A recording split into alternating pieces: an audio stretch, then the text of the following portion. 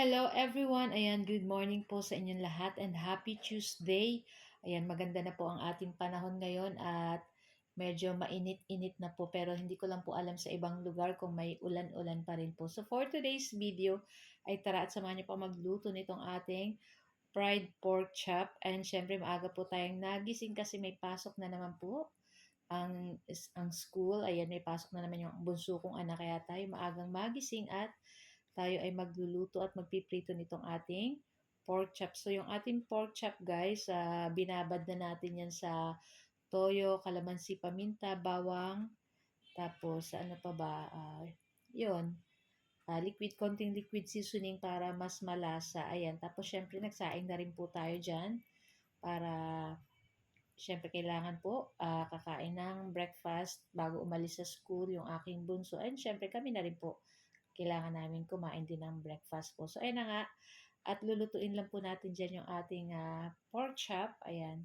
So, kung mapapansin nyo po, ay nagtutubig po yan sa una hanggang, syempre lulutuin lang po natin yan sa katamtaman lang na apoy, hindi naman po sobrang lakas. Kung makikita nyo po, akala nyo po ay tutong, pero hindi po yan tutong. Tutong, ayan, medyo na ano lang po yan, gawa na syempre may toyo po yan, kaya ganyan yung color niya. Pero ang importante po ay syempre napakasarap po nitong ating fried pork chop. Ayan.